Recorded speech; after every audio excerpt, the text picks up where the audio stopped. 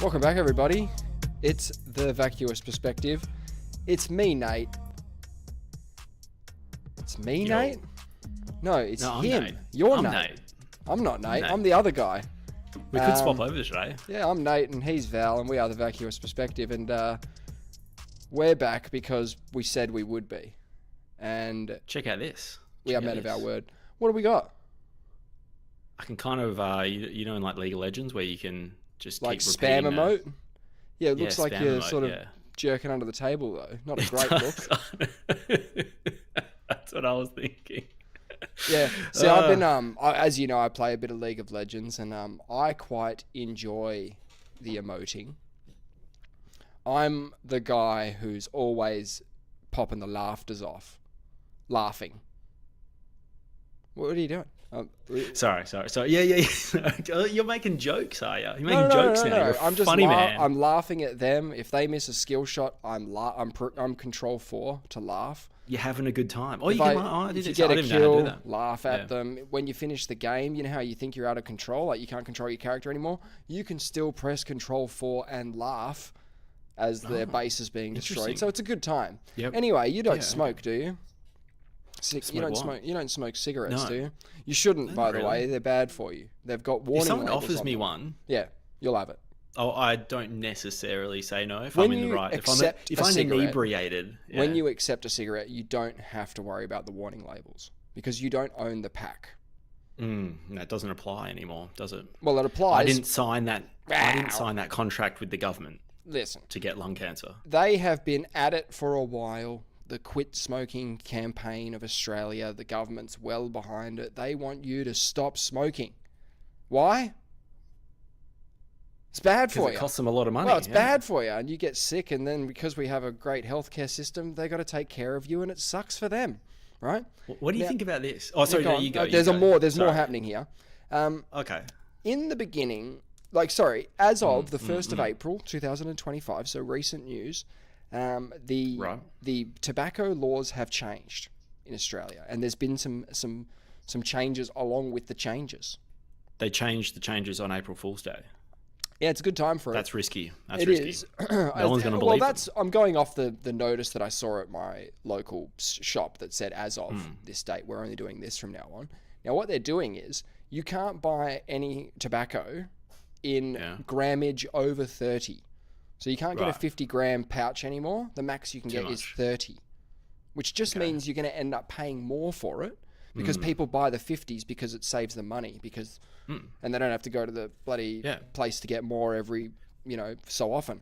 So It's like that's only one buying change. 250 mils of milk, instead of like a 1 liter or a 2 liter or a 3 liter. Well- that is an infringement on my consumer rights, I would say. Well, look, just to play that out, that example, if you went to the like a liquor store and you put a 6-pack on the counter, he'd go, "Yep." You put another 6-pack on the counter, he'd go, "Yep." You put 3 more cartons on top of the 2 6-packs, he'd go, "Yep." You put 20 bottles of Discount. wines in Yeah. the box, he goes, "Yep."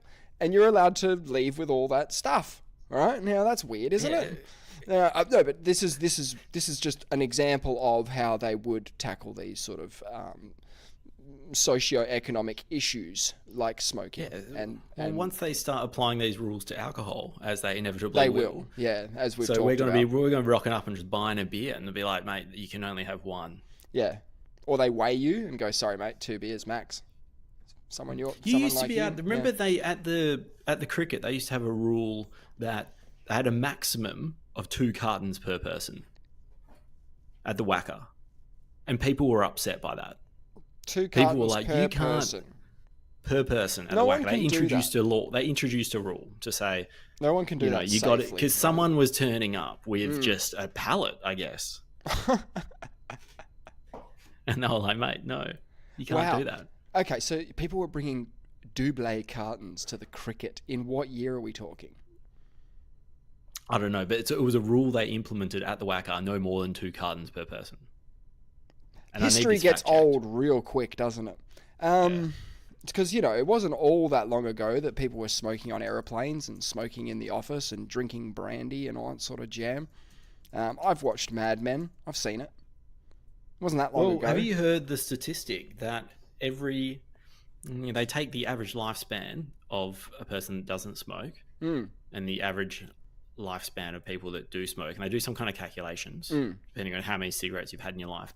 And there is a calculation out there, an algorithm that suggests for every cigarette you lose 6 minutes of your life. 6 minutes, really? They've actually worked this out. About that? Yeah, I don't feel great about it, but this is the thing. This is my big point. This is what I've been working towards. Okay, is that I have been a smoker in my past. I've bought cigarettes. I've bought tobacco. Okay, and I have seen many labels, warning labels over the time that should cause pause. Should cause pause. Do you like that? Should cause pause for thought. Should be food for thought. Okay? Things like smoking causes lung cancer. Number one. Nourishment for thought, yes. Number one. So the other one, it just says smoking kills. Okay? Fact. Smoking can harm your unborn child. That's another one. Okay? So there's all these warning labels that I have seen over the years and clearly disregarded. I reckon they need to tone them down a little bit to make them a bit more real. What about cigarettes can make you flatulent? No. Cigarettes can make you I'm flatulent. going to read one that I have here in my hot little hands. This is a warning, and it's fresh. I've never seen this warning before. Smoking can reduce the firmness of erections and cause impotence. Now, they've gone straight for the jugular on that one. They've been telling us for years it'll kill us. Like smoking, definitely kill you, right? It will kill you. 6 minutes, every pop, right? Now we're talking about dicks, and all of a sudden, I'm going, wait a sec, I signed up for the lung cancer. I signed up for the lung cancer and for the early death and the Brian dream. That's what I signed up for. I didn't sign up for a soft penis. That's not what I signed up for. They're genius. They are genius. I agree. They got a bunch of people in the room and they say, "What are you worried about? Death or soft dicks?" And they're well, like, the soft dicks is like is more of a when you're young. It's a now problem, exactly. So, or it's a soon problem.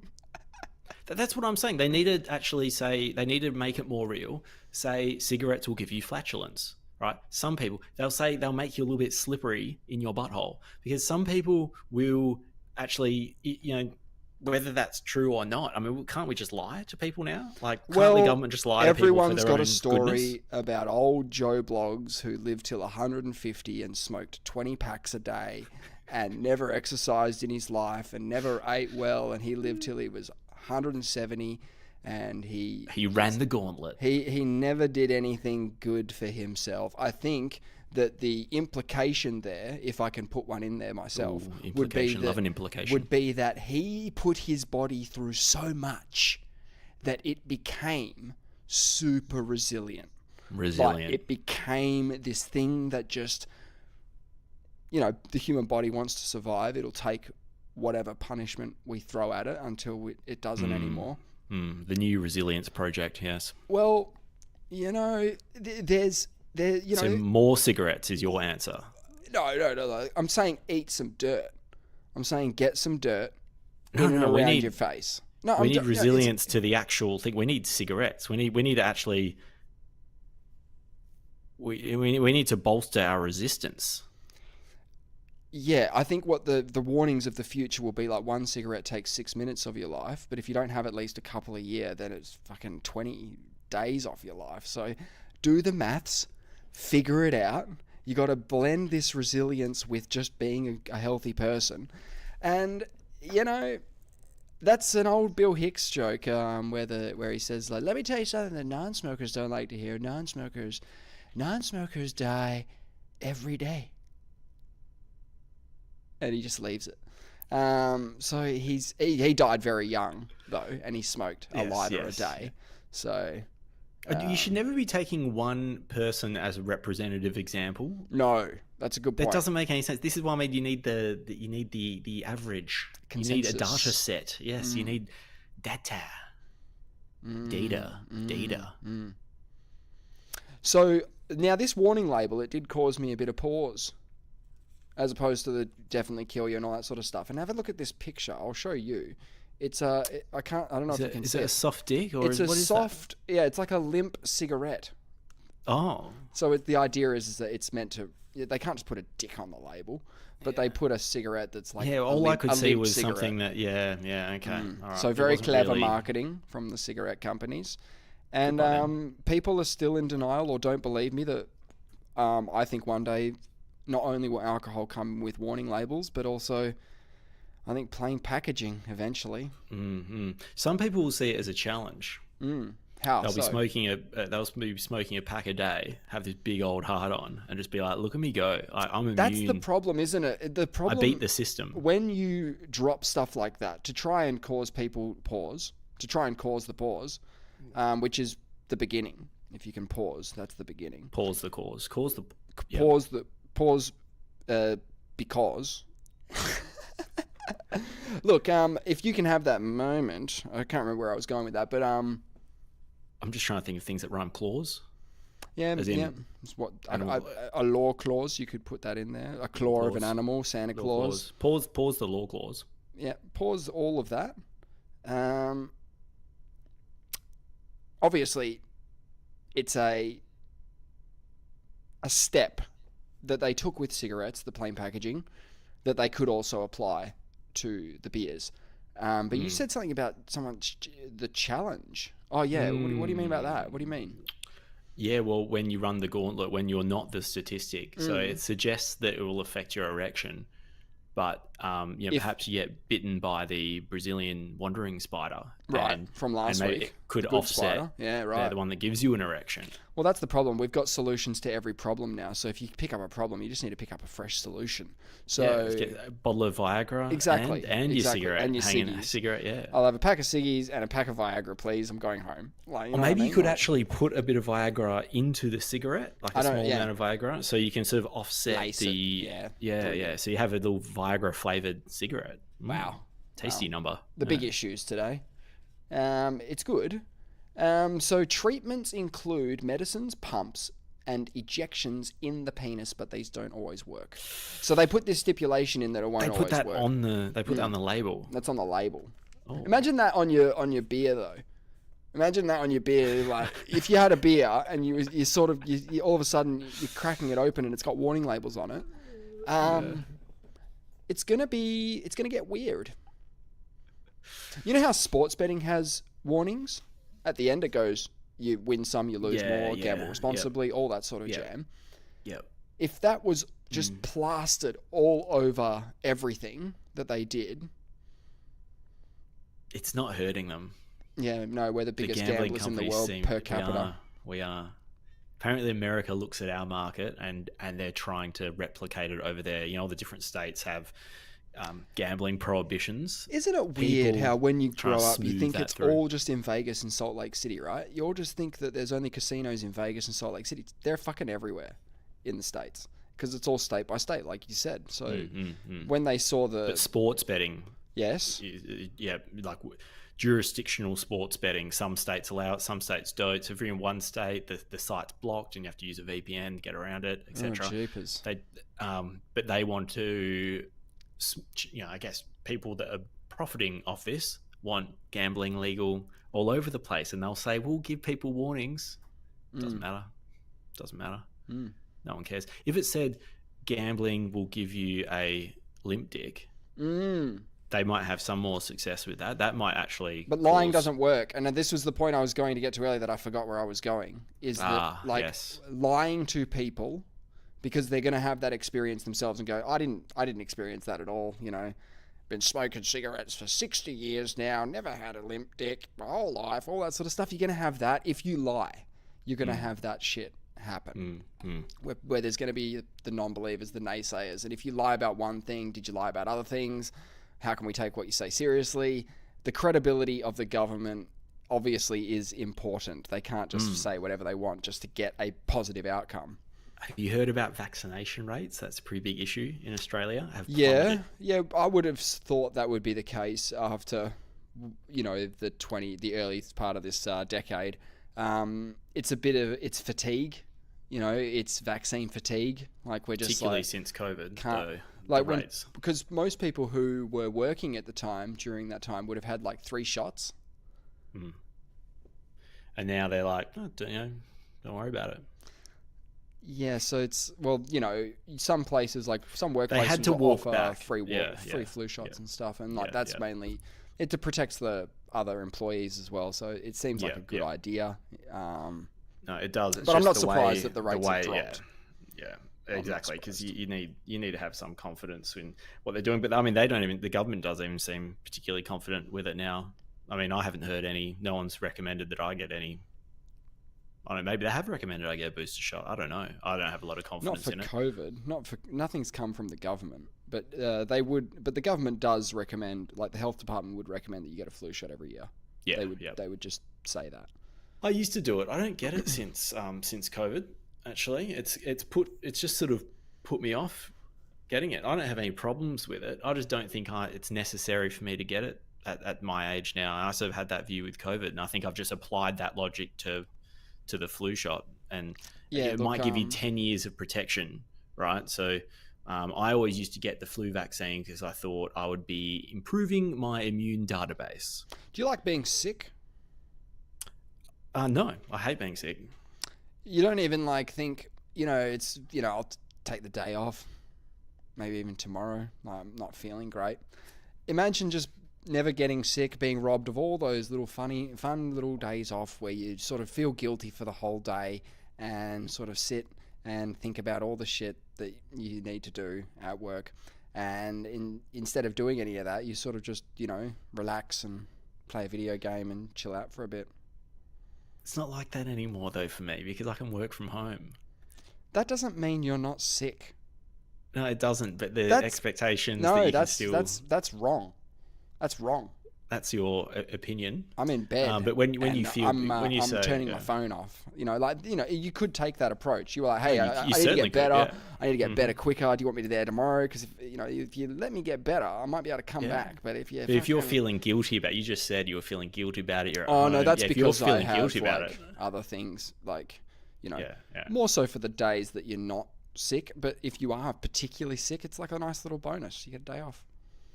Haven't you ever had that feeling? I mean, you don't drive to work, but I've always had sometimes I'm driving to work and, maybe I don't want to go that particular day.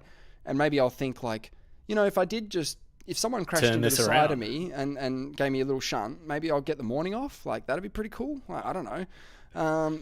There's those sort of thoughts. But I think it's just looking at the positives, really. You're just like trying to find the positive there. What's the positive? Yeah.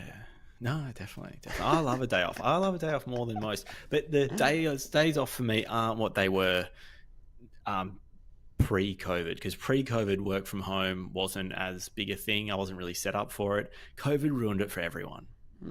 Yeah, I know what you mean. Because the home setup got it also now. Everyone's minted works up for at a lot home. of people and still is. Oh, it's great. So. Yeah, but now working from home's like, yeah, it's great. I can, but when I'm sort of unwell, or I just want a day off. Now I sort of have to work. Or I should log on.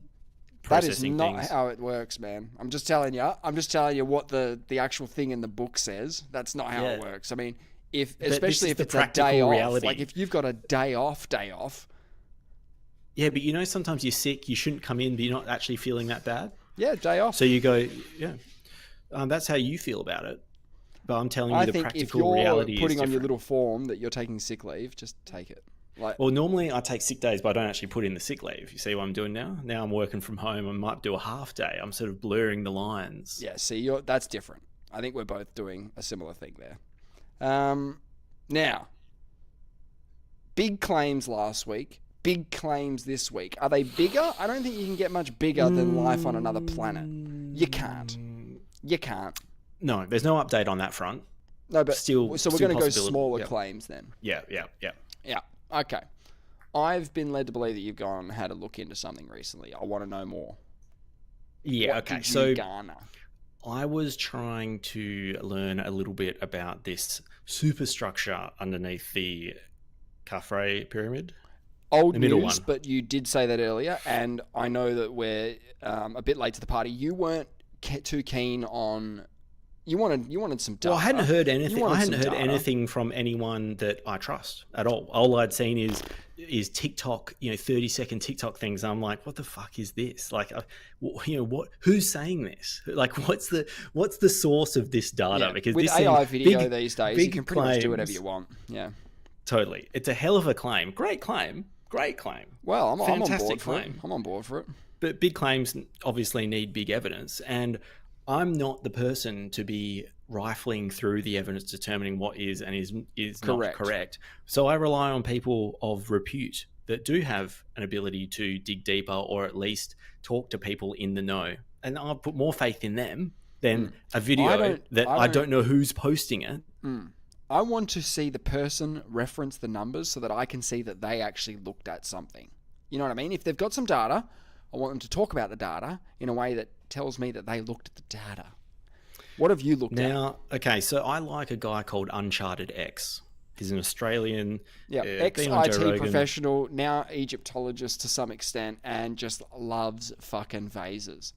Loves vases. Oh. And he's all in for his view is that the vases prove that they had some kind of technology. Machining. Haven't seen him explain what it is. To a drill mechanism or something of that effect to core out all this hard rock.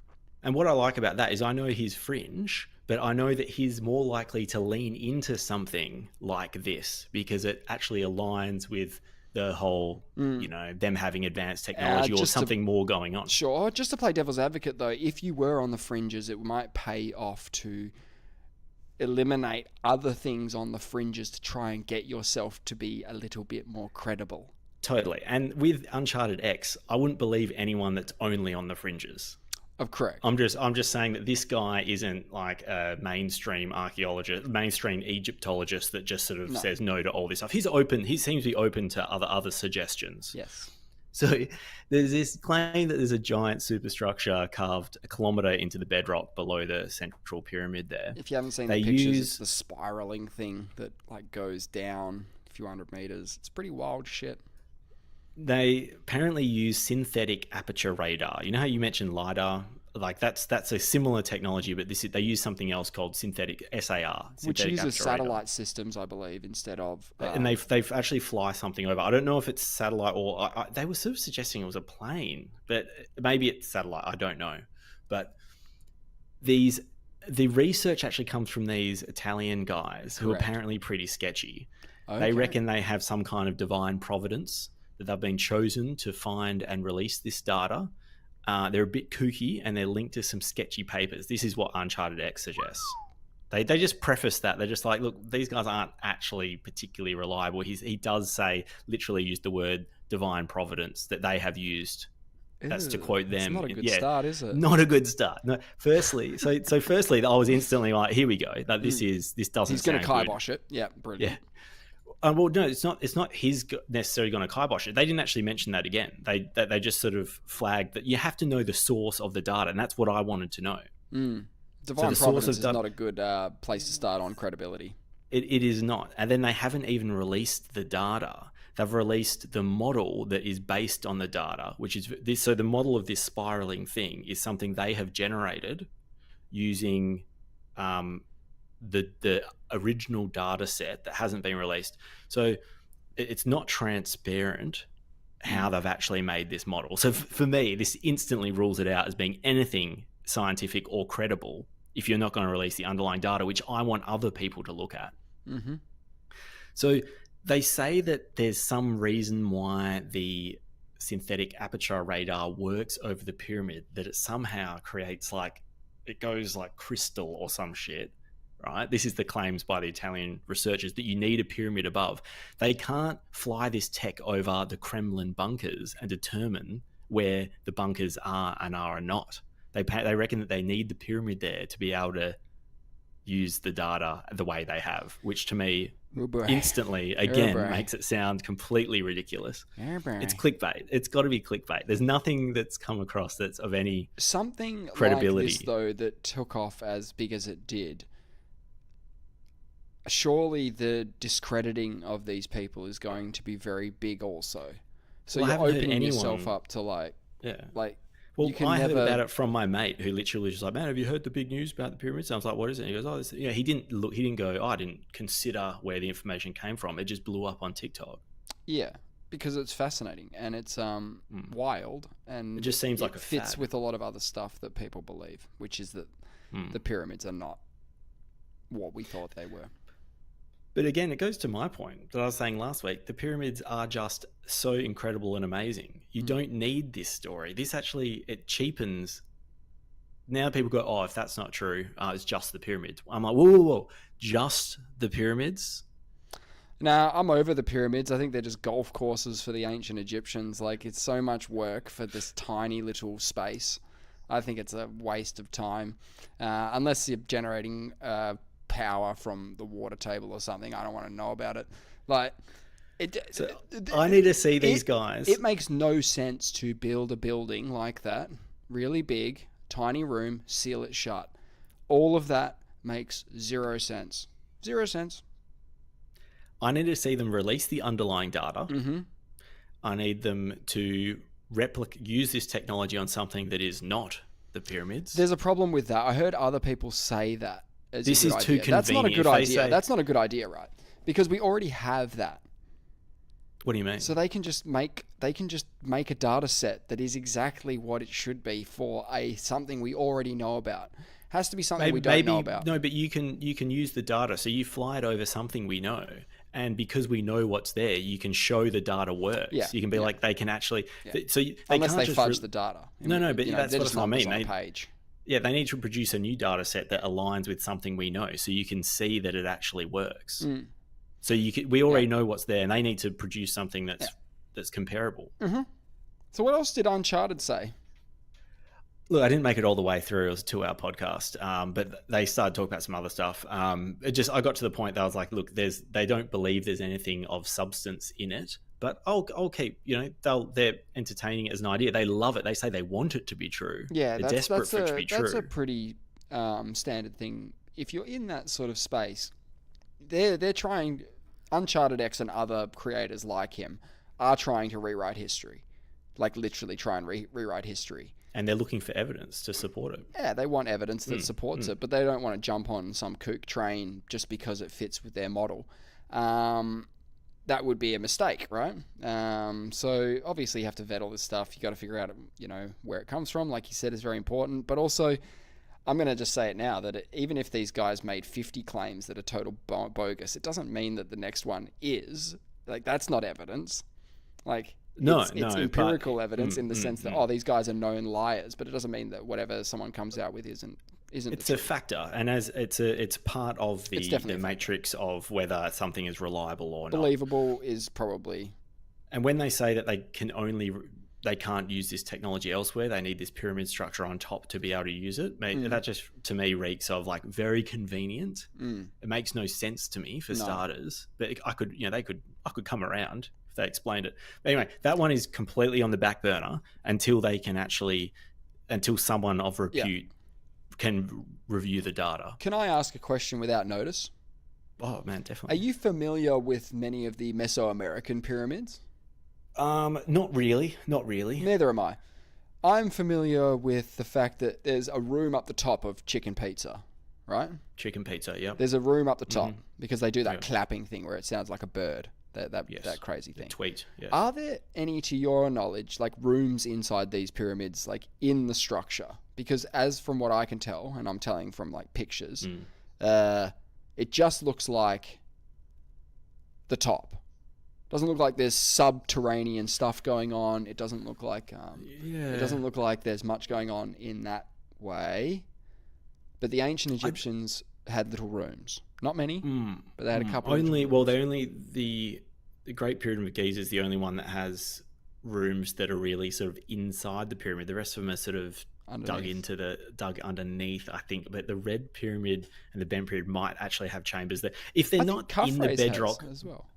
Khafre's has a chamber, but it's actually built under the pyramid as well. It's in the bedrock. It's below the bottom, like it's below the bottom stones. Is my understanding. What's the standard sort of?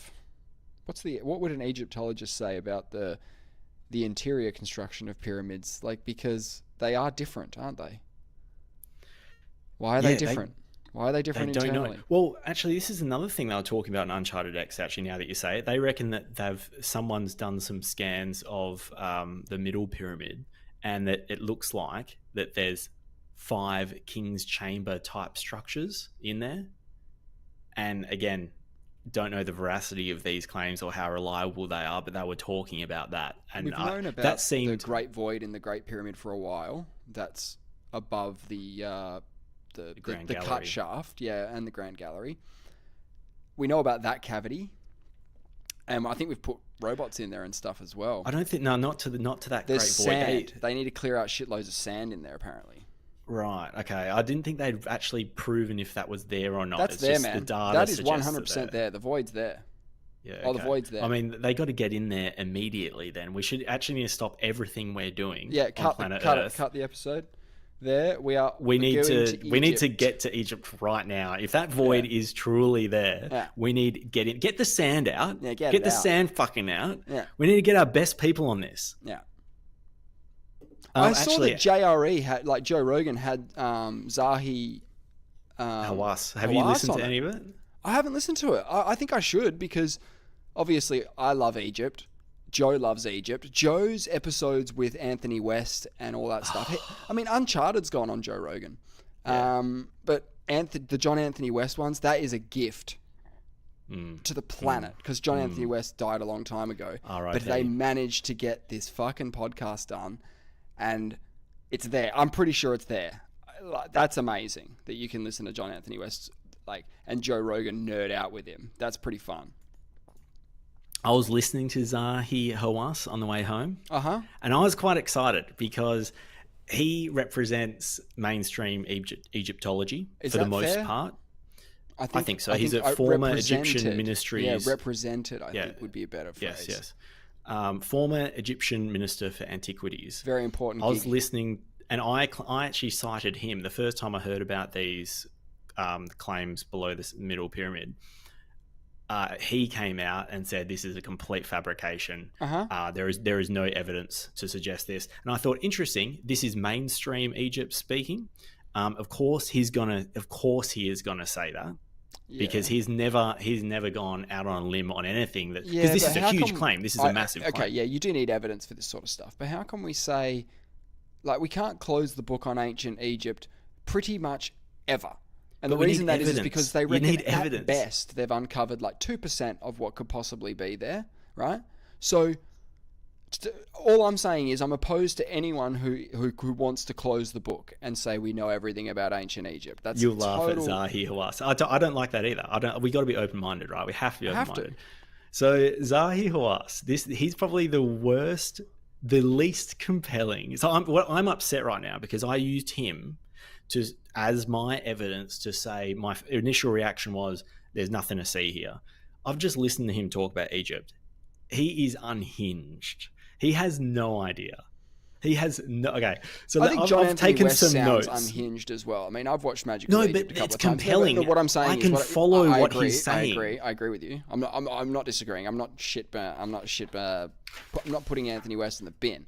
I'm just saying, if you came from mainstream archaeology, John Anthony West is talking a whole bunch of gobbledygook. All right? Definitely. Now, that's how you're feeling about Zahi, okay, when you're hearing him speak. No, let's just hear me out. Because when I hear him speak, he doesn't convince me at all of what he's saying. When I hear John Anthony West speak, he convinces me of his argument, and I say that's an interesting theory. I can see where you're going. You've led me down your train of thought. What did he say? What did he say? So I've taken some notes, and I'm just going to go through what these are. I don't even know what I've written because this is on the bus on the way home. So my first comment is not compelling or convincing at all. That was the first thought, my first impression when I heard him speak. So he goes on. All he says is everything is I discovered, I published. And I'm like, okay, you discovered a lot, you published a lot. You are just the way he's forcing it. I'm like, it's almost like great. If Joe sometimes asks him something, he goes, I've published it. And you're like, okay, yeah, just because you published something doesn't mean, is this been peer reviewed? I don't know what. We published 120 episodes of this podcast. I don't stand by everything in this podcast. Yeah. So Joe's asking some questions that we're all thinking, and he just doesn't take them head on. Like even with the weight of the stones that he says that were transported from Us-1, Joe just asks about what's the weight. He goes, the weight doesn't matter. The weight doesn't matter. I'm telling you, they took them on boats. Doesn't matter. And Joe just jokes. He goes, if I was a worker, I'd be worried about the weight. I'm just asking the question. Like he was getting quite defensive about it. That's the thing, man. For a lot of people who have, for lack of a better word, like looked into this kind of stuff from an open minded perspective. For those kinds of people, Zahi Hawass, his main job for the last 35 years has just been to shitbag every person who comes along with an idea, with a different idea on how it all went down. He was seen as this roadblock to a lot of people who he'd just be like, this guy's an idiot. And because he carries this authority of being like in this position where he decides what is canon ancient Egyptian and isn't canon Egyptian, it's too much power for one. He does have a lot of power. Is knowledge that belongs to basically everybody. Okay, so yeah. Okay, so if you come from that perspective where it's combative and everything that Zahi's been involved in is mainly just like, if you're coming from the outside looking in, it's just arguments with other archaeologists about what ancient Egypt's all about. And he's very dismissive. He's super dismissive of anything. Yeah. And he doesn't need to say anything. He can just say, but he doesn't explain it. He dismisses it exactly. and gives you nothing. And he just says, and you're like, oh, come on, man. So he says some awesome stuff that I found really interesting. And you know how Joe likes to get it up on he likes to Jamie to get a picture of it up so they can discuss it. They can talk about it. Yep. A lot of the things he's said, I've only listened to 40 minutes, not available online, but he says every response he has is, it's in my book.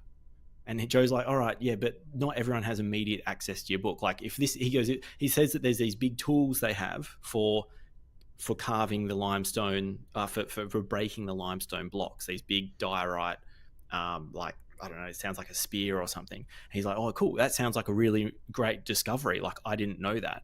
Are these available online? And he's like, oh, maybe. And they're trying to find photos and he's like, can't find anything. He goes, man, this sounds like a really big deal. Like, he can't find, he says that there's some in the Cairo Museum. And he goes, oh, so they should be available online. Anyway, there's a few examples of things that they're looking for. And he goes, oh, they're in my book. But, he's like, yeah, good. Okay, great. I know you're there to sell books. Like, you're there to provide Joe the opportunity to have a chat to you, and you're there to sell books. And that is a phrase that you'll hear a lot. If someone goes on a talk show, they'll say, oh, all the details are in my book, but just to cut a long story short, we didn't know where we were going. We couldn't find a map. We lost our keys. It was a bit of an ordeal, but it's all in the book. It's all in the book. People even joke in the comments. Oh, yeah. There's people that say, where is it? They go, I'll save you some time. It's in his book. It's in the book, yeah. TLDR, it's all will be revealed in the book. And people say, feels like I'm listening to a used car salesman. Yeah, that's rough. This is what I mean about it. It didn't convince me. Yeah, but that just means that like tone and all that stuff plays into believability. He had so much ego. Which it shouldn't. He had so much ego. Super defensive. No, but the facts matter. The facts don't have tone, okay? It doesn't matter how convincing you are if you have the evidence. You know what I mean? Like, maybe he's not charismatic. Maybe he doesn't have the penchant for, being out there. But fuck, I don't know. These are two quotes he said. He knows every piece of sand at the site when he's referring to the Giza Plateau. No, you don't. Another one. He's the only Egyptologist that has an open mind. He said that. That's an incredible thing to say. Joe says, really? He says, yes, I'm the only one that listens to the public. The public? He looks at what people say and he tries to investigate it. Yeah. That's ridiculous. I couldn't believe it. I was like, man, you this can't guy. say stuff like that. Your credibility's rocked, man. If you're going to say, I'm so open-minded. No, mate, that's not the vibe you give off. Claims to know how the pyramids were built. Absolutely sure. It's in his book.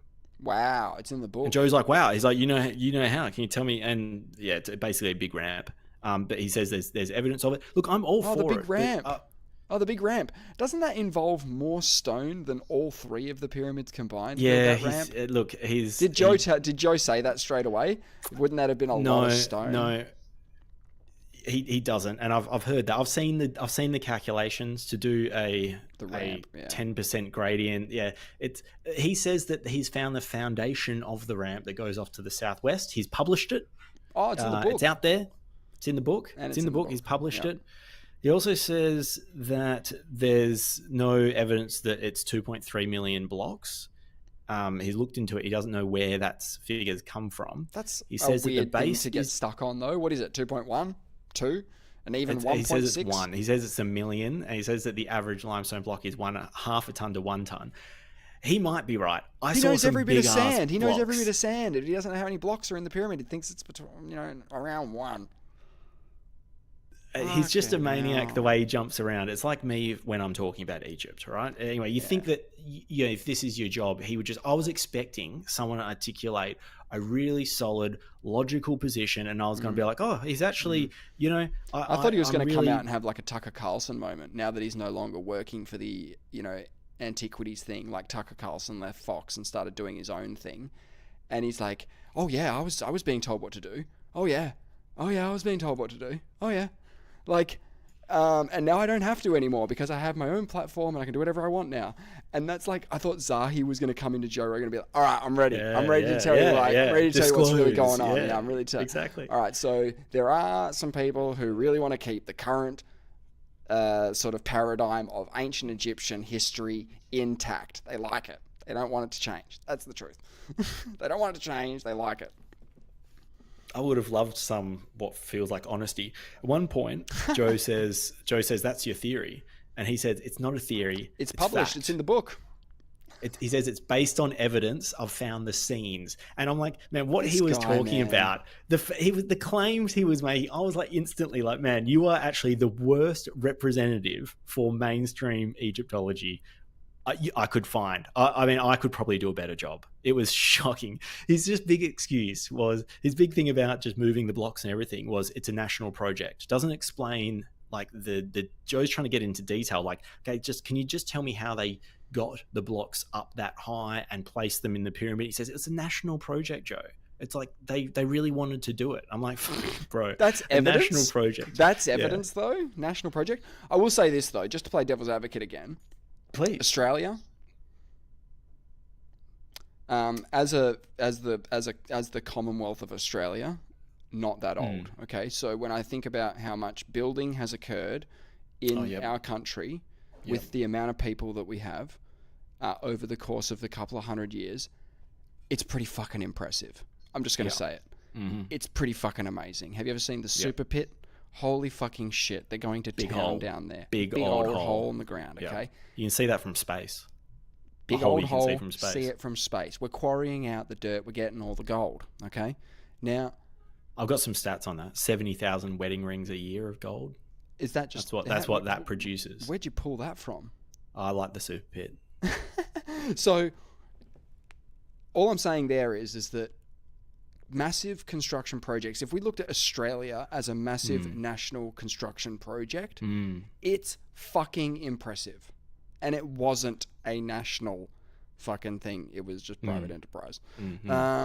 For the most part. We had the of course you're playing devil's advocate. Obviously we live in a society where there's an abundance of food, so people can be laborers, which is what they did in the Egyptian civilization. We just have it's a little bit easier for us to be a laborer. Obviously, the differences between our civilizations are so stark that it'd be like a lion talking to a cat. And I don't know if we're the lion or the cat in that scenario. We're similar, we're a bit different. We come from very different backgrounds. Like I like that. Where the lion talking to a cat, we don't know whether we're the lion or the cat. It's a good one. Well, the ancient Egyptians, who the fuck knows? We're advanced in other ways. Exactly. Now, if we look at the big projects that they built, Karnak, the statues, Ramesses Temple, the pyramids, all this stuff. Karnak was a 2 millennia project, though. That was built by different pharaohs over time. Totally believable. I mean, you could look at Australia in the similar way of 200 years. Same thing. It's not one thing. It's a city sort of forms. I saw pictures of our city from the 80s, and we literally had like maybe 2 skyscrapers in the city. and now it's what? Yeah. Way more than that, but not that many. Anyway, the point is that they were building this big stuff. Now, we could solve that because you said, oh yeah, well here's the difference. We had advanced we are at an advanced state of agriculture. We have food up the wazoo. We've got specialist skills. We've got a strong workforce. They stay in the workforce for longer because we're healthier. Blah blah blah. You could say all that stuff, and then you have education. but then you sort of have to grapple with, okay, but they did do this.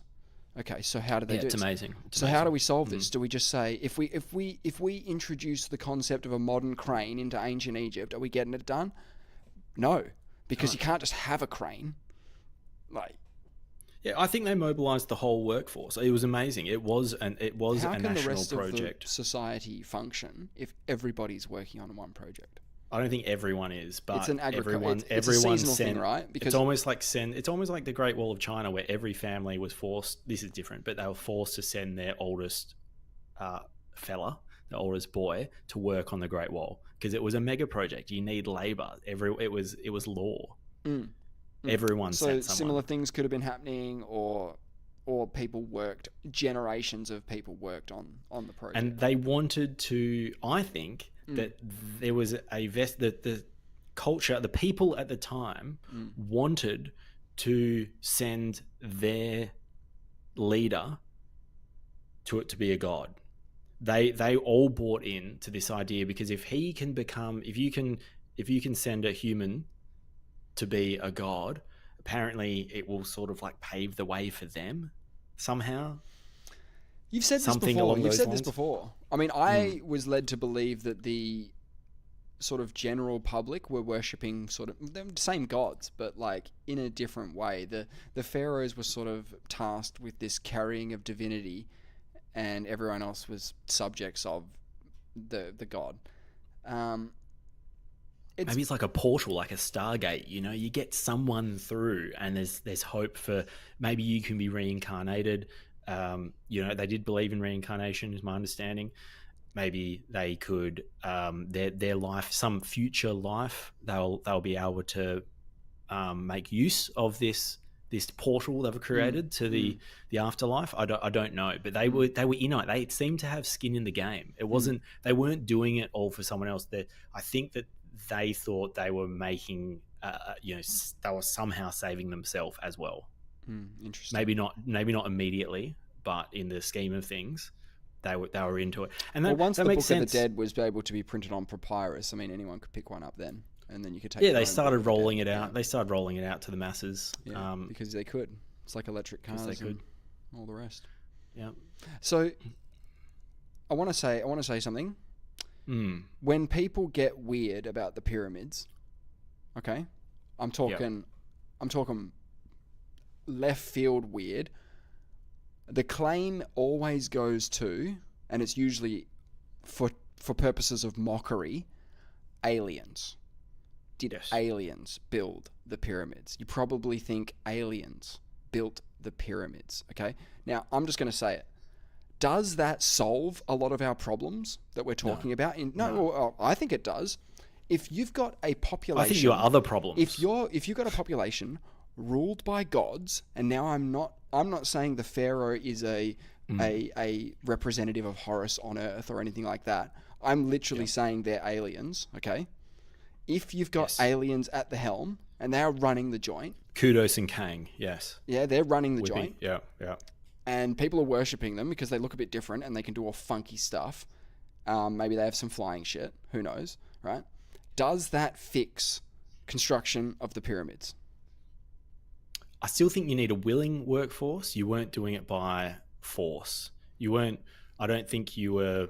what if the spaceship just picks up a big block, a couple of laser beams, and then you got a pyramid, like, done. It's about 50 seconds. You would have to sell some bull if you were aliens trying to mobilize the workforce. I think you'd still need them to think that they were doing it for some purpose that was going to help them. Well, they could still claim that they're gods living on Earth and that they need to die and return to the stars afterlife. They need this pyramid to be able to do something. They still need to have all the stuff. Yeah, they need the pyramid. But maybe it solves some things, because they could also add some tech into the mix. They can say, "Oh, we need your labor, but we can sort of carve the blocks, and we can bring this stuff up, but we need sort of your help to polish them." And there is some grunt work to be done. Yeah, there's a lot of grunt work. Maybe there's only a couple of us. Unfortunately, of all the possibilities that we've gone through so far, cranes, all that sort of shit, aliens, it's back on the table. It's back on the table again. Holy shit!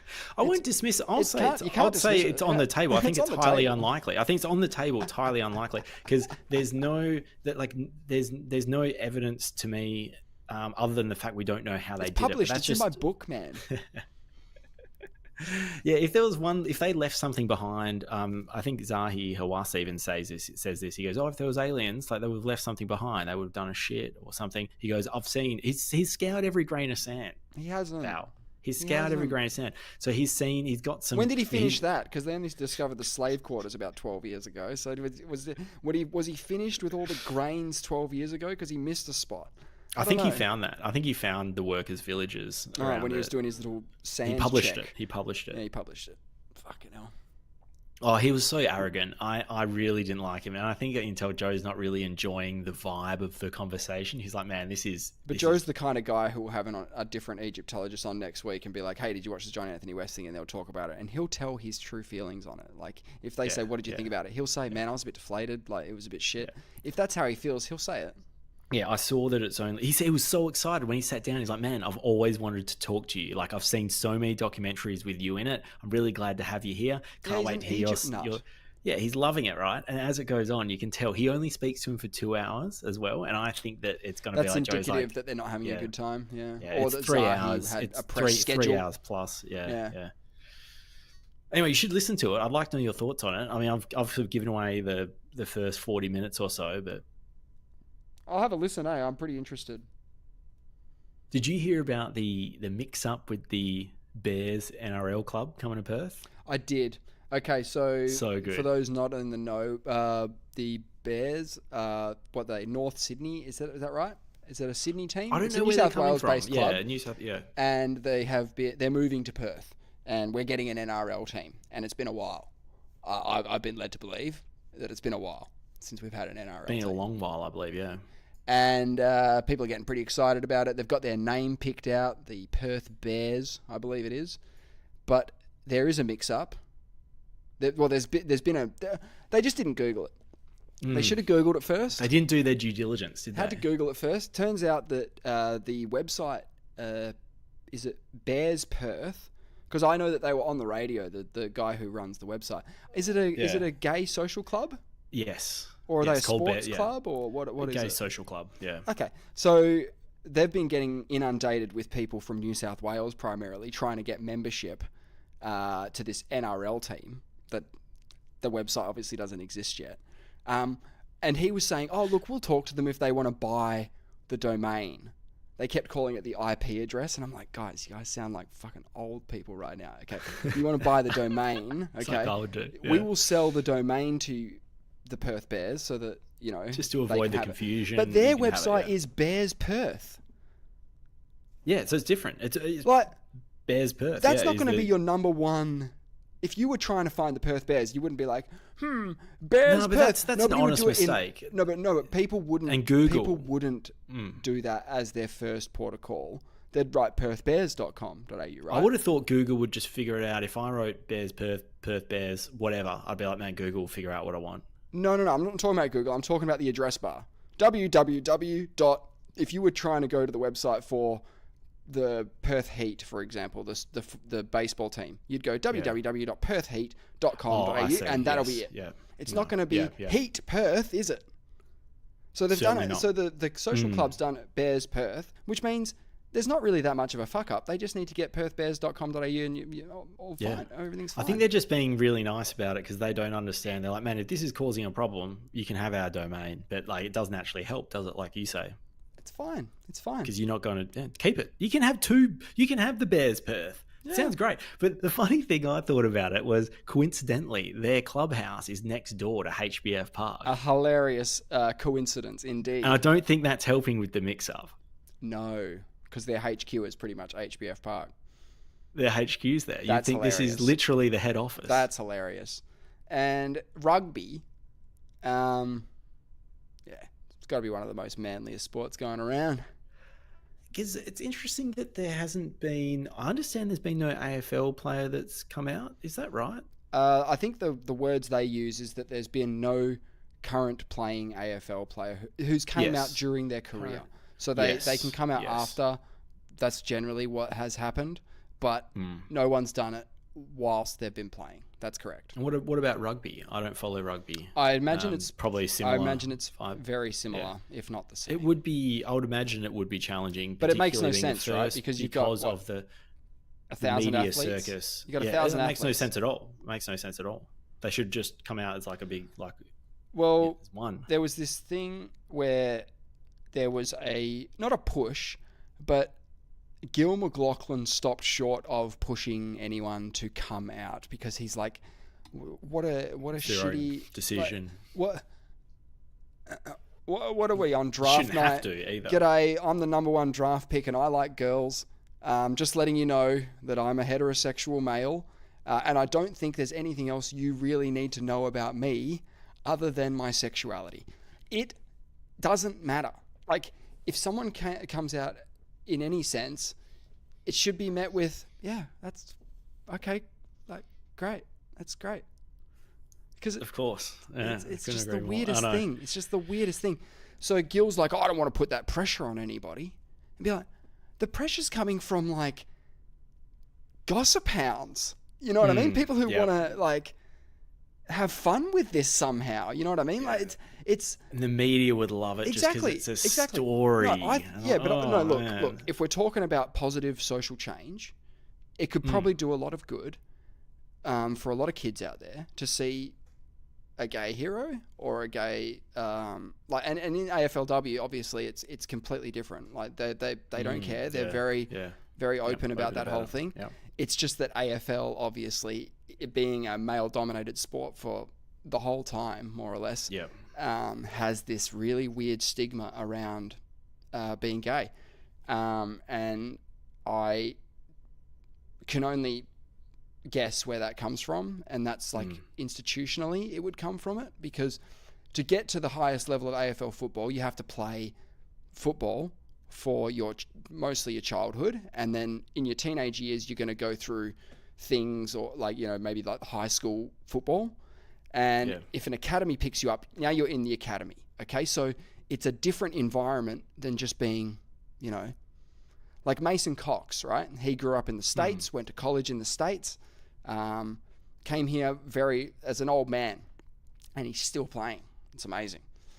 And he came up in a completely different environment to everybody else. I mean, the guy couldn't even handball. All right, so he would have a different experience. The kids of the future are going to have a different experience. It is inevitable that it will happen. It's more a question. You just need a few people to break through so it's not a story. Unfortunately, the first one's going to be a story because it's going to be a massive story. It's going to be a massive story. I'm just like, man, leave it. Just, I don't know. Look, I mean, you have to acknowledge it because it's just like if there was a guy in your club who was like, guys, we are a really tight team and we trust each other out there. We really give it our all. We really want to win. And by the way, I'm gay, and I would appreciate it if you didn't tell anybody and don't tell the media. You would think that team would get behind their guy and say, we're all here for you, bro, and it's all good. And we love you and all the rest. That's how I think it would go down. And that conversation doesn't even need to happen. No one is entitled to know your sexuality. What the fuck are we talking about? In a similar vein, I'm just raising this. I don't really know where I stand with it, but it just reminds me of what you said. Of course, like Donald Trump, as he does, gets a lot of heat on things, and he's been winding back the DEI, diversity, equity, and inclusion type vibe of the government departments, which doesn't sound like. Look, that doesn't sound on its face to be a good thing, right? I mean, I like diversity. I like all those things. Are very great qualities. But his point, I understand, is you don't need to ram this down people's throats. We should just be doing it anyway. So on the front page of NASA for a long time has been, we're sending the first black man to the moon, the first woman, and the first non-American, but mainly the black man and the woman are the big. Your point is just go do it. Just don't. And he says, don't make a big deal out of it. The White House's point is, this is embarrassing to be making such a big deal about it and to be plastering it all over the front page, because of course they're going, because they're astronauts and that's what they're trained to do, and they're the best people we have. Exactly. I actually like that. I don't like the idea of that when someone's you say going winding back because diversity, to satisfy a quota or whatever. This was my big joke, is that like we're sending this like this diverse group, but they make such a big thing about it being diverse. I'm like, it's fine. Like, we don't need to like harp on it, because it actually is a bit. I found it a bit much. Present in society. It keeps It keeps those ideas present. Like if you just don't talk about it anymore, it's not even mentionable. Like that doesn't matter. And it's going to be noted. It's going to be when the first woman walks on the moon, we're going to say this is the first woman to work on the moon, because it's a fact and it's amazing. But it shouldn't be. It shouldn't be like a marketing tactic trying to. But it is. It just needs to be. I think. Look, in the case of firsts, it's a first. It's a great first. And amazing first. When we haven't been there in 50 years. Yeah, first. 50. I still don't. Man, we're not going, man. We're not going, dude. Is no movement this chick on this. Could be the first person to walk on the moon. She could. She could be the first person on the moon. Actually, could be a woman. Yeah. Totally. I mean, if we go, because the longer this if everything is just, we've ever been told is horseshit. This is absolute farcical. This is, what it reminds me of? We had the pyramids, right? The Giza pyramids were some of the first. All the first generation pyramids were the best, and then we couldn't do pyramids anymore. And now we could probably do a pyramid, somewhat. Now we can do them now. Yeah, but it'd probably be very, very difficult. We'd have to have a lot of infrastructure in place to build this thing. It would be a mega project. I mean, we haven't built something as big as the pyramid until about 100 years ago when we built Hoover Dam, and that was just poured concrete. So you can't say that actually using blocks of stone like this is a mega project, like a project like we've never done before. It'd be huge. What I'm saying is, if we built one now, we'd say, anyway, we went to the moon 50 years ago. This is basically, as far as I'm concerned, this is lost fucking technology. This is lost technology. We don't know how we did it. And now we're scratching our head going, how did we do this? You're so right. How did we do this? That was 60 years ago. You don't even have to go that It's a long time ago. It's a long time ago. Isn't. Like 3,500 years is a long time ago. In my life, like I was born. No, but we're talking about lost technology here. And it's from the 60s. It's all relative. It's all relative. The 60s. It's not from fucking 1500 BC. It's still lost. I know, but the fact that we can lose something so quickly. So important, so quickly. Okay, if it's not lost technology, I cannot believe NASA put the lives of all these astronauts in as much danger as they did. Because if we're the reason why we can't do it now is we're trying to do it right. We're like, we have to make sure we don't want to lose any lives. Safety is a big issue. It would be a media nightmare if we lost someone. We sent. How many people have walked on the moon? Oh, I think probably seven missions. 7 missions. Yeah, at least six. And let's say 3 of them go, but only 2 walk on the moon. Let's say 12 people have walked on the moon, but 3 times 18 people have gone to orbit the moon. We put 18 people's lives in absolute danger because but to say it couldn't was the have been cowboy safe. days back then is it an could not have been safe. Oh, of course not. Of course not. Safety was not the number one thing going on. I think all of the rocket engineers, when people were actually getting into the thing, would have just gone, fuck, are they going to go? Are they getting in that thing? Jesus. Yeah. I wouldn't no get rocket scientists went, did they? No rocket scientists walked on the moon. No fucking way. It's like Elon Musk isn't jumping in his bloody... What's the star? You don't think he will? I think he will. He will. But I mean, I don't even know if he's been in a Falcon 9, and they're reliable as anything. I mean, I think they've exceeded about Maybe 6 months ago. They hit 200. Well, there was some guy who was a porn star, insured his dick for $1 million. Oh my god, that makes sense. He was a stripper rather than a porn star. He was a stripper. Insure it. You got to insure that noodle. Yeah, I think you do because it's your employment, right? So it's lost hours basically. You'd be pretty unlucky to lose your doodle doing something, but I mean, No, the things he's doing it'd be with it. stipulated if you lose, like if you smoke too many ciggies. If he smoked too many ciggies and he couldn't get it going anymore, then that's affecting his work, and now he has to claim his insurance. You know, could be from secondhand smoke as well. We don't know. Oh, there's nothing worse than secondhand smoke. I want to talk to you about the Eagles. Finally, wow, we got to win. Wow, we got to win. Wow. I was there. It was fantastic. You were there. I was there. Wow, A great game. Good vibe. The vibe was pretty fresh. Yeah, people were getting a tear on. Yeah, for sure. Yeah, the news was just horrible. Really ruined my Sunday morning. Just because I feel like I have more of a connection to Eagles players. The Adam Selwood news just devastating. Absolutely gutting. 3 months after his brother Troy, it's fucking. It's unreal. But this happens all the time. Unfortunately, I know. I do that push-up thing. I haven't done it. I'm not doing it this year. But you're talking about you do a push-up for every stuff, suicide, and you start realizing you do about probably average about 150 a day for 20 days, and you do a lot of push-ups. And you're thinking, man, that's a lot of loss of life. You know what I mean? What do they do? 8,000 or something? What is it around? No. It was around. It was, I think last year it was around 2,600. I think. I thought I could be getting that number a bit anyway, wrong. it's awful. They paid tribute to him at the start of the game. He was a 2006 AFL Grand Final Premiership player, so he's right there. For me and you, people our age, people older. I've definitely celebrated the highs and I've heard it's quite common with twins though, because really, well, think about it from this perspective. Yeah, it's literally before you had a heartbeat, you're together. You are the same cells divided. This is in identical twins, not in yes. What I don't know what the other word is. Just non-identical. They shouldn't even be called. They shouldn't even be called twins. They're just multiple births. Yeah. So their connection, like you were saying, is a very early forming memory. Deep. And I can't even. Yeah. It's the worst thing ever.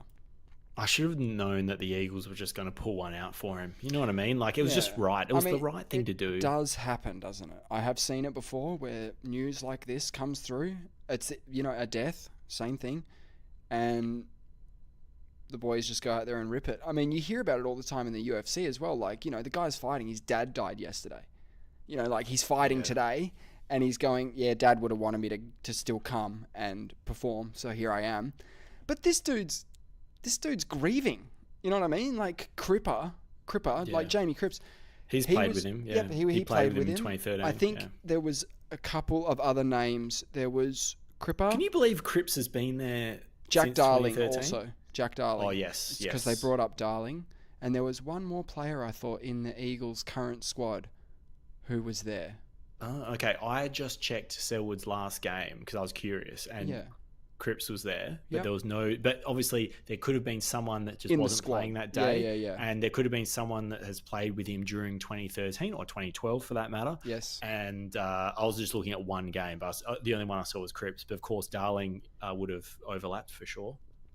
Yep, Darling did. They did mention that. Who else is? Who else got traded? Wasn't there another player? Oh no, I'm thinking of Parker towards the end of his career that's playing it. Kangas. So yeah, you mentioned Cripper. Yeah, he's still playing. It's unbelievable, isn't it? He's a jet as well. Like kicks goal of the year, pretty much. Reliable as well. Steady. Always. If he's got the ball and it's pretty much 50 meters out, I'm like, he's got this. He's going to jail this. I just didn't realize he's been there since 2013. That's a long time. Yeah, but so it's 3,214 push-ups this year. Yeah. Which is way too many. In my own self-interest, it's a lot of push-ups. Yes. But there's Yes, obviously I was going to bigger say that issues than that. we do really as a society need to get that number down. Just for the benefit of all those doing the push-ups, because it's actually going up as well. Because I'm sure every year it goes up, COVID was a big apparently there was a big spike during COVID for obvious reasons, but yeah, no, it's pretty grim, but look, it needs to be, We don't know though what happened with Selwood. It's important to highlight mental health and stuff. I don't think anyone said anything about Adam yet, but Troy was 100%. Well, they just, the Lifeline references are too thick and fast, no, and even I know. Even I just would have thought that. Yeah, Oscar Allen talked about that as well. His mental health challenges and stuff. Of course, it's put it in the spotlight. It's a silver lining. They're talking about doing a round or something. There's a lot of rounds. I mean, we've already got Spuds I round. heard this being talked about health as well this morning. They already have like Spuds round where I'm okay for more rounds. The only thing I'm going to say about it is it makes all the things less special. So like, for example, I'm not saying we should. If you have something for every round, then obviously it diminishes the meaning of the whole thing. So let's check. There's only 365. I've realised there's a land grab going on for having a day for something. So let's see what today was. What is it? 19 May. There'll be multiple things today. It'll be International Day of something. Yeah. Hey, what do I search for? 19 May Day. What is celebrated on May 19th? No, this isn't. No, here we go. National Armed Forces Day and National Endangered Species Day. But so national, is that Australian? Because you're saying national, that's not international. So what nation are we talking about? Yeah, let's find out. Oh, National Devil's Food Cake Day. Which is what I mean. Yeah, it's not good, is it? But that sort of comes from that sort of that tokenism sort of thing where you'd be like, oh no, of course I support that. I have a pin. I have a little pin and I put it on my thing, and that means that I support this. Obviously you have to carry the ideals, not the pin, right? It's not about buying something or wearing something I'm or so changing big on your profile picture or whatever. It's about like how you behave. Oh man, there's so much stuff that goes on at work. Like there's always all these committees and stuff, and people don't do anything. And I'm like, man, I'll just have to pick something that I can actually do and be like, man, I get it. I get it. Just do it. I hate talking about it, and I'm like, no one does anything. This is the crazy thing. Malcolm X Day, National May Ray Day. Go outside, plan a picnic, and break out the shorts or summer dresses to usher in the warm rays of May sunshine, flowers, and fresh outdoors air. It's fucking freezing. It's hepatitis testing day. This is what I mean. We just go out, have a picnic, get checked for hep, then I don't know. I just don't understand what website I'm on. There's no it doesn't have any. Our favourite national days on May 19th, but which nation? I need some. I'm trying here. But we don't even have days. We have rounds, and there's only 23 rounds. There's not even 365 rounds. We've got 23 rounds. Yeah, I agree that you can't have like a different social cause being pushed every week. But there's no like curb alcoholism round. There's no like stop smoking ciggies round. Maybe there will be. Maybe the government will pay for it. There could be, and there probably was in the past. You know what I mean? There probably was. It's probably the reason why smoking rates have declined is because over the years they have tried a hell of a lot of things. Most recent of which make it more expensive for people and dick soft. So they're always trying new things to try and make people stop smoking, and I think it's obviously working. Numbers have dropped. And less young people smoke. That's true. On top of all those things that I mentioned before, it is also Celebrate Your Elected Officials Day. Wow. Plant Something Day. World Family Doctor Day. World Inflammatory Bowel Disease Day. Supply Chain Professionals Day. Victoria Day, Queen Victoria. RIP. International Heritage Breeds Week. What? Oh, no, we're into the weeks now. Sorry, the Cannes Film Festival. Be nice to Nettles Week. Nettles is a plant. It's the Dementia Action Week. National EMS Week. I said a doctor looks like he's in an ambulance or something. Yeah. National Law Week. That's what I mean, man. Well, Noise Action Week. Walk to School Week in the UK. It keeps going. British Sandwich Week. Foster Care Fortnight. Is next week just other sandwiches week? Do they open it up to the rest of the floor? Like, it's National British Sandwiches Week, but next week is International Sandwiches Week. It's actually Week. There's a bit of competition going on because it's both British Sandwich Week and it's Italian Beef Week. No, what's better than sinking your teeth into a juicy sandwich? Yeah, okay. But it says it does in the picture. It's got a sandwich, and it says, "What's better than sinking your teeth into a juicy sandwich piled high with tender beef, topped with sweet peppers?" Bloody hell! What is this website you're on, man? I'm on daysoftheyear.com. It keeps saying national, but like I just there's no flag or anything. I'll click on National EMS Week and see what information it has about it. It looks like it's an American thing because it mentioned President Gerald Ford. President Gerald Ford founded it, so you think he would have founded it, and we'll say it's American. Yeah, we'll go with that. Yeah, so it's a land grab, right? Because if you've got a thing that you like, we should have a Vacuous Perspective Day. We should actually. Well, we need to find a day with not much on it, something we can compete with. Okay. We'll do it at the start. We started on 420, didn't we? Nah, we'll start on 420. No, we'll do it the day of the start of International Podcast Week. The first day of that week, we will do Vacuous Perspective Day. We can't take on 420. Week? We can't take that on. No. Okay, I've got a better one. What's Well, basically, actually, this isn't a better one. I was going to say Christmas because that's a good one. I like that. You should go with an Osiris. I think that's reference. Great. 25th of December can absolutely be Vacuous Perspective Day. Okay, good. That is a great one. Because I don't think too many things. Jesus. Okay, so I'll check days of the year. On 25th of December, not much. December. Just Christmas. Well, it might just be Christmas. I reckon it'll be light on. Okay, so it'll be a lot lighter on than the one. Because no one takes on the big boy. Exactly. It's gonna be set for just us. The majors. Okay. National Pumpkin Pie Day. Oh, for fuck's sake. Christmas Day. Yeah. Christmas Bird Count Week.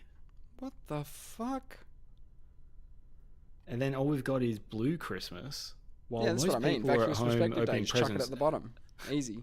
Can you it's edit about this page? Emergency workers. Yeah, there's nothing. Then there's Chhatar Puja, some so it'll be Indian elsewhere. week. Yeah, where they don't celebrate Christmas. And then some arty thing. So really, you're up against National Pumpkin Pie Day, Christmas Day, Bird Count Week. That's a week. So there's only two things on that day. Pumpkins. So that's definitely the day. Mm. Wow. Congratulations. Yeah, good job. Eagles. They were fantastic. They actually moved the ball differently than in anything I've seen in the last year or so. It was just sharp. Yeah, it was. Good moves. It was sharp. Yeah. They were getting each other's handballs. I've seen too many handballs. Just like because I've been to a lot of live games in the past 12 months, and a lot of the time they just handball it to the other team. Like connecting. Here you go, have that. Yeah, linking up. I know that they. I definitely think that they wanted to go out there and rip it, and for Cripps to do what he did, whilst also very much in the grieving process, it's a good effort. It's amazing, yeah. And good Harley took a couple of good grabs, or one good grab, kicked a couple of sausage rolls. I want him to just have the best time, okay? And I want him to play really, really, really, really well. I support him for as long as he wears the Guernsey. He can live then he's dead here to me. Forever. I just don't want to play against him. I don't want to play against him. Everyone's talking like he's already out the door, okay? Let's just entertain the possibility for fun, that Future captain. premiership captain, like premiership captain. I would love that if he stayed and made something of himself. Look, we'll say it right now. You are cool in Perth, all right? Perth likes you, all right? Hales, we're a big fan. If we could get 4 first-round picks for him, Yep. at the end of this year, Yep. If he doesn't sign on this year, Yep. and he's showing signs of, if you're having conversation, he's open with it, and Yes. he's going to go, Yes. or he's thinking elsewhere, I think he's got to go, and we got to get a lot for him as soon as possible. Okay. Because his trade value is just This is what I mean. monumental. This is why I want him to play well every week. Yeah. I want him to remain really, really in the contest, smashing it up, getting the job done, kick a couple of goals. I want all his teammates to get around him. Either we keep him and he's the greatest player of a generation, Yeah, or we lose him, but we get the value because we showed this guy's amazing. He can do all the things. He can do all the things. So, he is going to be something. He is going to be. If he can just focus a little bit more maybe on the ball, which he'll get better at that, because people, I think they target him because they know they can get under his skin. Man. He's the only first-year player to get tagged as hard as he was last year. Oh, you can't let him off the chain, can you? Yeah, but he was giving it to the other guys, man. He is not afraid to shirt front anybody. Anyone. He'll just take on Viney, anyone. Yeah. And you know how the audacity. You know the punches that they land on each other out there. I'm talking about the ones that could be disguised as just, I'm just moving my arms all weird. A bit of a jumper punch. No. I'm not talking, because those ones are egregious and they will be picked up on. I'm talking about the ones that they don't pick up on. The ones where they just like punch you in the forearm, or like punch you in the stomach, or punch you in the ribs. Yeah, when they're tackling and they just bang. Give you one in the ribs on the way through just to let you know about it. He does that a lot. And he's probably doing it a lot because it's happening to him a lot. Now, he's gone from being the biggest dog on the park, just killing everybody, because when he was growing up and doing his whatever you do in the sort of Victorian, the league under the AFL, the under 18s, whatever he was in, he was the craziest guy out there, just smashing up everybody. No one could touch him. Kick 10 goals, kick 20 goals, whatever. He's going from that to being a small dog, and there's just another dog. And there's although he's probably a bigger dog than he's still one of the bigger dogs, which is crazy. No, on AFL terms, yeah, I know what you're saying, but he's still a first year player. Yeah, but he's being treated like a guy who's been around for a few years, because people are giving him respect by putting the people that they're putting on him. They're saying you can't let this guy do whatever he wants. No, he'll rip you apart. He started really slow, and then he just chopped. You're talking about on Sunday? His stats were very good in the I think like second and third quarters. The commentators were raving about how, because he was on -1 near the end of the first quarter for his fantasy stats. He'd just given away a free and got a handball. That was about it. And then he just started destroying. Yeah, and he was doing good stuff too. Like, it wasn't all like what you would call like selfish play. He was actually doing some really good stuff, team stuff. Yep. So scenario number 1, he plays really well for the rest of the season, and we ship him off for some epic draft picks and for some trades, right? That's scenario number 1. Scenario number 2, he plays like dog shit for the rest of the season, and nobody wants him anymore, so we just get to keep him, right? Like a dog. Oh, can we keep him? If nobody wants this guy, can we keep him? So that's scenario number 2. So the Eagles need to figure out whether or not to just sabotage the season, sabotage Harley to keep him. They've tried to sabotage the season. He's too good. You cannot keep this man down. We play him in the back line, trying to just quieten him down a little bit. Other people who were great. Liam Ryan, absolutely insane. Yeah. Two really quick goals, pretty much in 30 seconds. Hoff was Tim good. Kelly. Yeah, he was great. Absolutely gunning it around the pitch. Silky, yeah. Beautiful. Did you see the celebration between Harley and Tim Kelly? My first impression was, I hate that. Yes. Because it was a little bit too invasive. Yes. And then I realized it was with Tim Kelly, and I was like, bro, you do whatever you need to do with him to make him feel loved and clear. He's struggling a bit himself, and he's lost the love for the game. They're both both came from Victorian clubs at least. Yes, yes. And And I loved and it. they probably he's have a more a lot senior of player, camaraderie and they do a similar role. I mean, he's probably mentoring him. That's nice. I loved think it. when they did the if that was two celebration- young players, I wouldn't have liked it. So if that was Harley and one of the first year players, I'd be like, and if bro, we're losing by check 30 yourself. points. Yeah. But up in a game, that helps. Being in a up game helps a helps. lot. Yes. Did you see even Duggan was getting into people? Like, bit of argy-bargy. It got pretty physical that game. It got pretty physical. There was a couple of biffos. It's hard to give argy-bargy and biffos when you're losing. I mean, Harley does it, but I think it's a bit easier. They were asserting themselves a little bit more. If they didn't like something, they'll come over and let people know about it. When you're down 100 points, you don't really start going over and asserting yourself. Yeah. Okay. So I'm positive they're playing Crows away next week, which should be a little bit more challenging. Yes, but who knows, man? If that team rocks up again and gives it a crack like that, and they know they can do it now. Before that's our first win in 11 games. Before they didn't even know this was possible. You know, they've been operating under the black cloud of we're not going to get a win, and this is going to be rough. We're going to lose our best player at the end of the season. I was feeling bad for Minnie as well. I was feeling bad for the coach. I was like, man, give the bloke a win.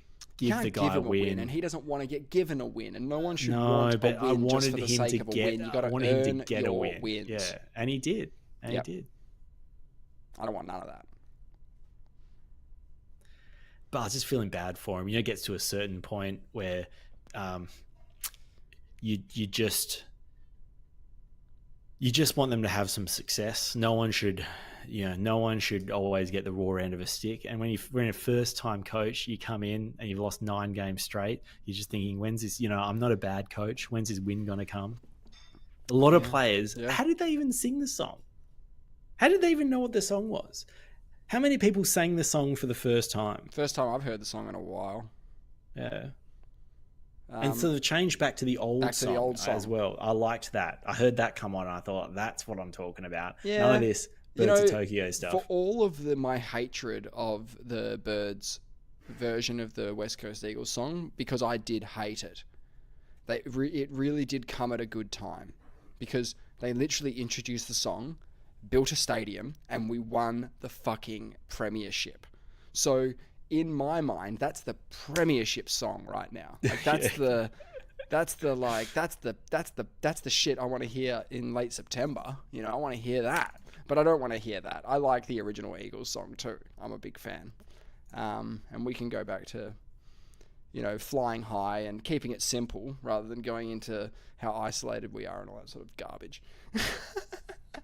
We're just having a quick look. That's interesting you said that. It says this, I guess it's just an AI generated thing, but the Birds of Tokyo reimagined West Coast Eagles club song was released on February 2020. Huh? So that just reminds me of a COVID song. What? And it says they've reverted back to the original song March 2025. So I'm wrong? It's not the premiership song? And they had 5 Feb 2020, Birds of Tokyo revamped West Coast Eagles official club song. 2018 premieres West Coast on Wednesday released a reworked version of its club song on the eve of the AFL season. Yeah, so I think it was 2020. Okay, well, I'm wrong about that, and sorry about that. And this has been the Vacuous Perspective, and thanks for joining us. We will be back next week. Go Eagles. Get it done, please. We need this. One more win. How many more wins do you want? Me? I'll take 3 more for the year. I'll take 4 wins. 4 wins. If I can have them, if that's all right. That'd be lovely. We'll see you next week.